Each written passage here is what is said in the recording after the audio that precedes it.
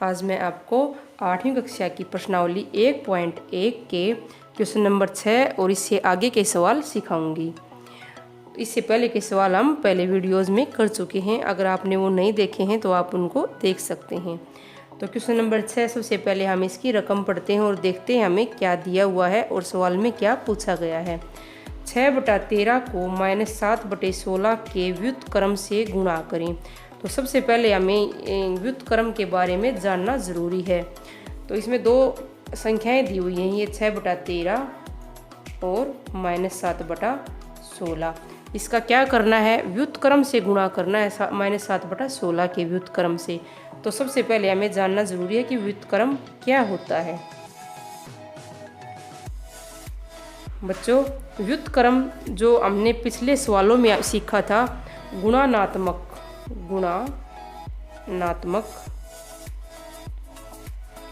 प्रतिलोम का ही दूसरा नाम है।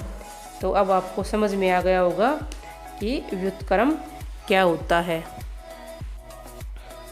तो अब हमें -7/16 का पहले व्युत्क्रम निकालना है और फिर हम इसको इससे गुणा करेंगे। तो -7/16 का व्युत्क्रम निकालने के लिए क्या करना है, सबसे पहले मैंने आपको बताया था गुणा का निशान लगाओ, फिर बटा और फिर अंश को हर बना दो। ये निशान अगर माइनस का है तो माइनस का साथ में आएगा, और अगर नहीं है तो प्लस का है तो प्लस के साथ लगाना हमें ज़रूरी नहीं है, और हर को अंश बना दो। इस तरह से व्युत्क्रम या गुणात्मक प्रतिलोम निकालना बहुत ही आसान है, जो हमने 4 नंबर के सवाल में भी सीखा था। तो 7 से काट देंगे एक बार, इसको काट देंगे एक बार, 16 एकम 16, 16 एकम 16, और यहाँ से आ जाएगा, हमें मिल जाएगा 1। तो यहाँ से 1 मिल गया, इसका मतलब ये इसका -7/16 का व्युत्क्रम है 16/-7, 16/-7। तो हमको 6/13 से 16/-7 को गुणा करना है। 6/13 गुना 16/-7। तो पहले हमें देखना है कि क्या ये आपस में कट रहे हैं। ऊपर नीचे के भी काट सकते हैं और इस तरह से भी हम काट सकते हैं। तो ये कट नहीं रहे हैं, इसलिए इनकी हम गुणा कर देते हैं। 16 6 96। अगर आपको ये पढ़ा नहीं आता है तो आप 6 6 36, 6 एकम 6 और 3 असल का 9, इस तरह से भी कर सकते हैं। 13 7 91, और ये माइनस का निशान है नीचे। तो अब हम इसको माइनस के निशान को आंसर में नीचे नहीं छोड़ेंगे, इसको हम ऐसे बराबर में लगा देंगे। तो इस तरह से हमने 6/13 को -7/16 के व्युत्क्रम से गुणा कर दिया है, और इसका आंसर बराबर है -96/91 आया है। तो अब बढ़ते हैं हम अपने अगले सवाल की तरफ। क्वेश्चन नंबर 7, बताइए कौन से गुणधर्म की सहायता से आप कौन सा फार्मूला लगाएंगे आप, 1/3 गुणा ब्रैकेट 6 गुणा 4/3 ब्रैकेट बंद, वो ब्रैकेट 1/3 गुणा 6 ब्रैकेट बंद गुणा 4/3 के रूप में अभिकलन करते हैं। कौन सा आप गुणधर्म इनके अंदर देखते हैं। तो बच्चों आप देखो, इसके अंदर क्या दिया है, 1/3 गुणा 6 गुणा 4/3, और ये इधर दिया है 1/3 गुणा 6 गुणा 4/3। तो इसमें आप देख रहे हो बच्चों 3 संख्याएं हैं, ये 3 संख्याएं दी हुई हैं, 1/3 और 6 और 4/3। तो एक बार तो हमने इन संख्याओं को 1/3 बाहर रख लिया और इन दोनों को अंदर लिख दिया। फिर हमने क्या किया, 1/3 और इन पहली 2 संख्याओं को हमने अंदर लिख लिया और इसको हमने बाहर लिख दिया। यानी कि A B C 3 संख्याएं दी हुई हैं। पहले हमने A गुणा इंटू B गुणा C लिख दिया, बाद में हमने फिर A गुणा B, A B को अंदर ले लिया पहले 2 संख्याओं को, और बाहर ये C लिख दिया। तो इनका उत्तर हम कैसे भी गुणा करेंगे तो हमें समान ही प्राप्त होता है। तो ये गुणन का साहचर्य नियम है। तो इस नियम को बच्चों बोलते हैं हम गुणन का साहचर्य नियम। गुणन का साहचर्य, गुणन का अर्थ होता है गुणा करना, गुणा करने का ये साहचर्य नियम है। कि जब दो संख्याओं या तीन संख्याओं के बीच में ऐसे गुणा का निशान होता है तो हम उनको आगे पीछे लिखकर गुणा कर सकते हैं। बच्चों इसमें सिर्फ ये नियम पूछा गया है, गुणधर्म पूछा गया है, ये हमने गुणधर्म बता दिया है, गुणन का साहचर्य नियम। लेकिन फिर भी हम देखते हैं कि क्या इन दोनों की वैल्यू समान होती है अपनी जांच के लिए। तो पहले आप इनकी वैल्यू लिख लीजिए, 1/3 गुणा 6 गुणा 4/3। पहले हम इसको सोल्व करते हैं, फिर हम इसको सोल्व करके देखेंगे कि क्या ये दोनों स्थितियों में समान होता है। तो इसको काट देंगे, 3 एकम 3, 3 दूनी 6, 1/3 गुणा यहाँ से निकल जाएगा 2 चौक 8, तो 8 एकम 8/3। अब हम देखते हैं कि ये दूसरा जो दिया हुआ था 1/3 गुणा 6 गुणा 4/3। तो अब इसके अंदर काट देते, 3 एकम 3, 3 दूनी 6, 2 निकल आएगा बाहर, 2/1 या 2 गुणा 4/3, तो 2 चौक 8/3। तो यहाँ से भी 8/3 प्राप्त हुआ, यहाँ से भी 8/3 प्राप्त हुआ। तो इस तरह से दोनों स्थितियों में समान संख्या हमें प्राप्त होती है जब हम इसको सोल्व करते हैं। तो ये कौन सा नियम है? गुणन का साहचर्य नियम। तो आप इसको याद रख सकते हैं कि तीन संख्याएं A, B, C या इस तरह से कोई संख्याएं दी हुई हों तो एक संख्या को ऐसे बाहर रखकर गुणा का निशान और फिर ब्रैकेट में दो संख्याएं को रख देते हैं, या पहली दो संख्याओं को ब्रैकेट में रख लो और तीसरी संख्या से बाद में गुणा कर दो तो वैल्यू समान ही रहेगी। और ये कौन सा नियम है? गुणन का साहचर्य नियम। अगला प्रश्न देखते हैं बच्चों। क्या क्वेश्चन नंबर 8 है, क्या -1 सही 1/8 का गुणात्मक प्रतिलोम 8/9 है? क्यों अथवा क्यों नहीं? तो सबसे पहले हम देखते हैं कि हमें दो संख्याएं दी हुई हैं, एक तो है -1 सही 1/8 और दूसरी है 8/9। और इसके अंदर एक शब्द प्रयोग किया गया है गुणात्मक प्रतिलोम। गुणात्मक प्रतिलोम या व्युत्क्रम, ये हमने इसमें व्युत्क्रम लिखा हुआ था छठे सवाल में, एक ही बात है। तो क्या इसका गुणात्मक प्रतिलोम 8/9 है? तो चेक करते हैं बच्चों। सबसे पहले इसका ये सही बटा खोल लेते हैं, 8 एकम 8 और 1 9, तो -9/8। इसको हम इससे गुणा करके देखते हैं, अगर उत्तर 1 आ जाएगा तो ये इसका गुणात्मक प्रतिलोम है, अगर नहीं आया तो नहीं है। क्योंकि जब हम दी हुई संख्या को उसके गुणात्मक प्रतिलोम से गुणा करते हैं तो उत्तर क्या आता है? 1। तो ये 8/9 दिया हुआ है, इससे गुणा करके देखते हैं। तो 9 एकम 9, 9 एकम 9, 8 एकम 8, 8 एकम 8। तो यहाँ से ये माइनस का 1 आ जाता है ऊपर बटा 1, यानी कि -1। लेकिन हमें उत्तर कितना मिलना चाहिए था? हमें उत्तर मिलना चाहिए था 1, लेकिन हमें मिला कितना? -1। इसलिए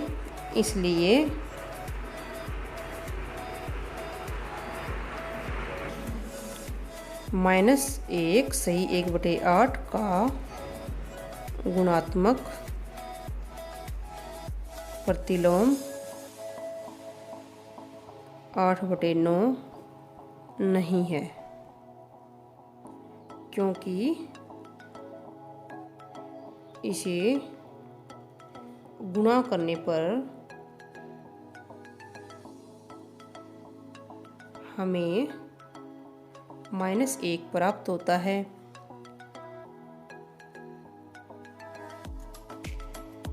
एक नहीं, और प्राप्त होना चाहिए था 1। तो इस तरह से हमने इसमें देखा कि हमें माइनस का 1 प्राप्त हुआ। जब हमने 8/9 को इससे गुणा किया तो ये इसका गुणात्मक प्रतिलोम नहीं है, अगर होता तो हमें 1 प्राप्त होता। अब हम अगला सवाल देखते हैं। क्वेश्चन नंबर 9, क्या 3 सही 1/3 का गुणात्मक प्रतिलोम 0.3 है? क्यों अथवा क्यों नहीं? इसमें भी पहले वाले सवाल की तरह ही पूछा गया है कि क्या 3 सही 1/3 का, इसमें दो संख्याएं दी हुई हैं, 3 सही 1/3 और एक 0.3, 3 सही 1/3 और 0.3। और यहाँ एक शब्द दिया हुआ है गुणात्मक प्रतिलोम।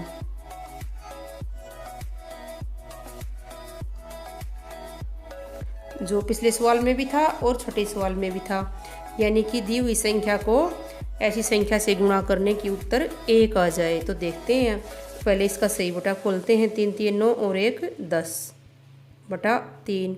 इसको भी हम सरल रूप में लिखते हैं, तो इसको दशमलव भिन्न से हम अंश और हर के रूप में, भिन्न के रूप में लिखेंगे 3, और इसकी दशमलव भिन्न हटा देते हैं। पॉइंट की जगह आप 1 लिख लो, बहुत ही आसान है ये। पॉइंट की जगह आप 1 लिख लो और पॉइंट से दाईं तरफ जितने भी नंबर हो उतनी आप 0 लगा दो। 1 नंबर है तो 0 1 लगा दें। 3 बटा 10। अब हम इसको गुणा करके देखते हैं, इससे अगर उत्तर 1 आता है तो ये गुणात्मक प्रतिलोम है, नहीं तो नहीं। अब देखते हैं गुणा करके 3 बटे 10। यहाँ इससे 1 कट जाता है, 10 एकम 10, 3 एकम 3। तो यहाँ पर हमें उत्तर 1 प्राप्त होता है। तो इसका अर्थ ये है कि हाँ 3 सही 1 बटे 3 का गुणात्मक प्रतिलोम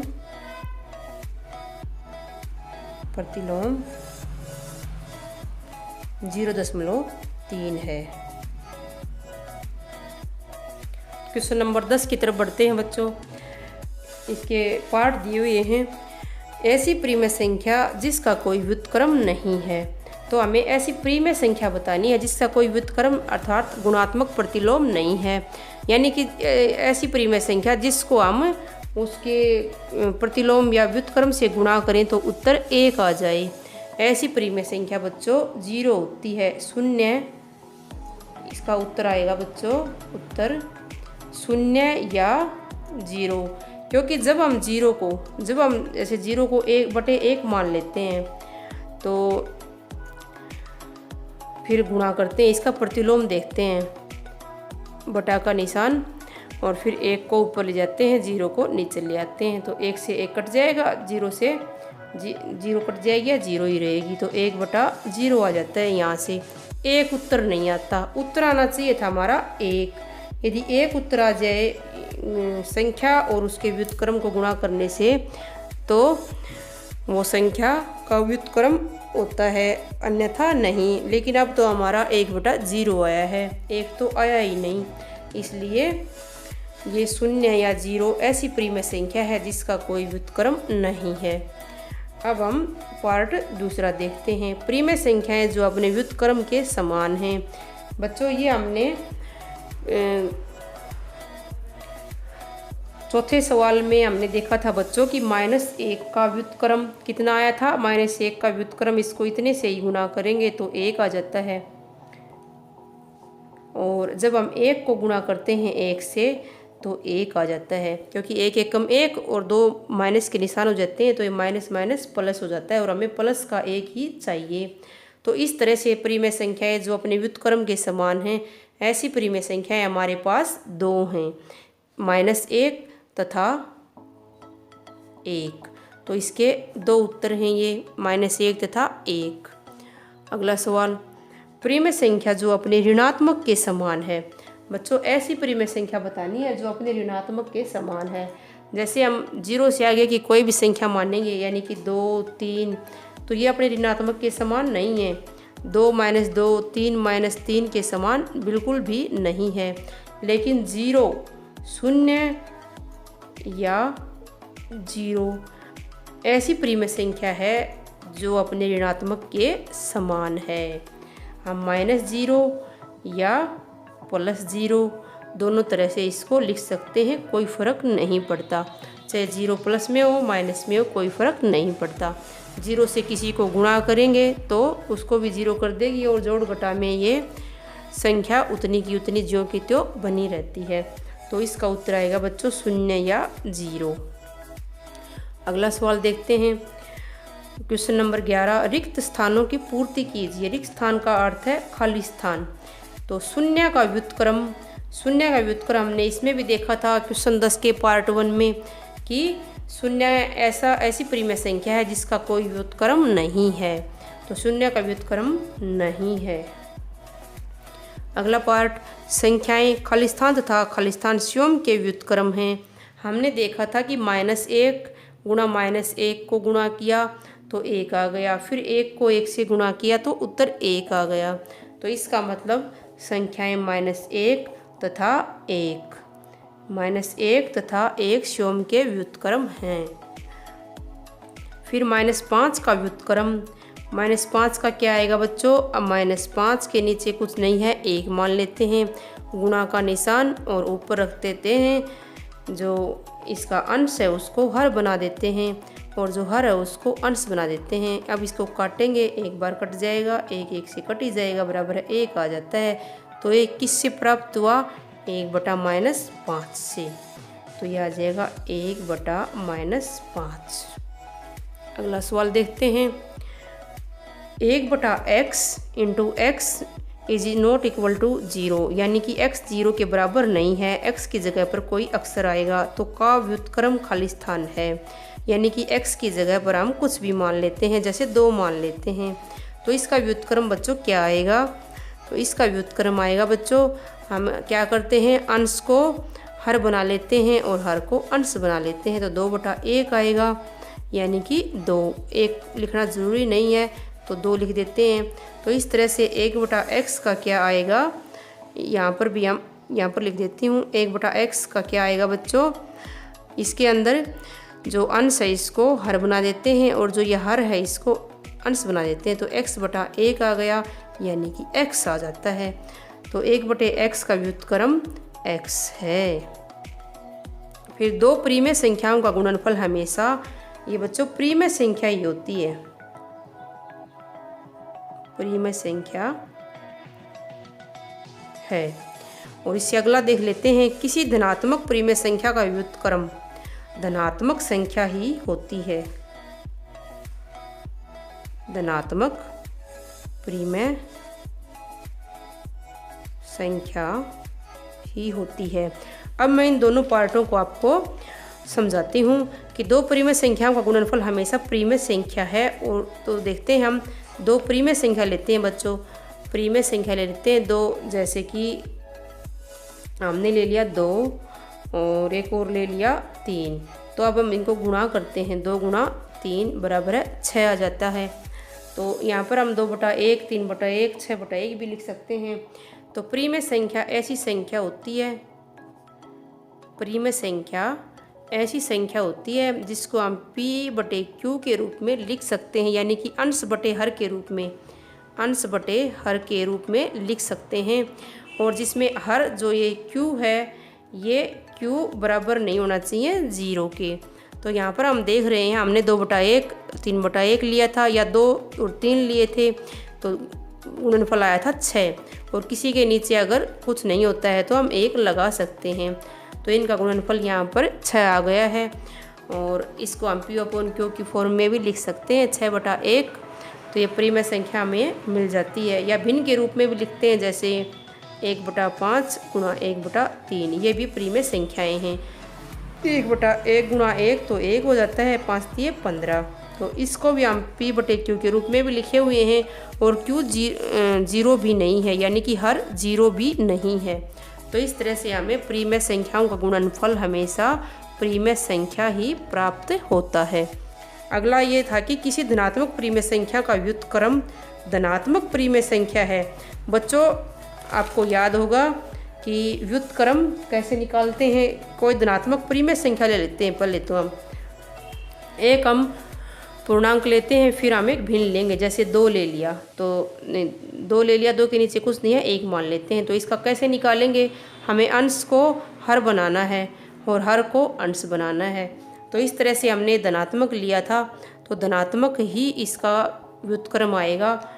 जैसे इसको गुणा करेंगे अब, तो इसको काटेंगे तो 1 आ जाएगा। अगर हम यहाँ पर माइनस का ले लेते हैं, जैसे 1/2, ये माइनस का ले लेते हैं, तो जब हम इसको काटेंगे तो यहाँ से 1/-1 आ जाएगा, फिर -1 आएगा, जो कि हमारा ये गलत हो जाएगा। इसलिए धनात्मक प्रीमेय संख्या का व्युत्क्रम धनात्मक प्रीमेय संख्या ही होती है। तो प्यारे बच्चों, आज हमने इस वीडियो में क्वेश्चन नंबर 6 से क्वेश्चन नंबर 10 तक के क्वेश्चन सीखे। और अगर आपको मेरी पढ़ाई हुई वीडियोज़ में ये सवाल समझ में आते हैं तो आप मेरी वीडियो को लाइक करना न भूलें। लाइक एंड सब्सक्राइब अवश्य करें।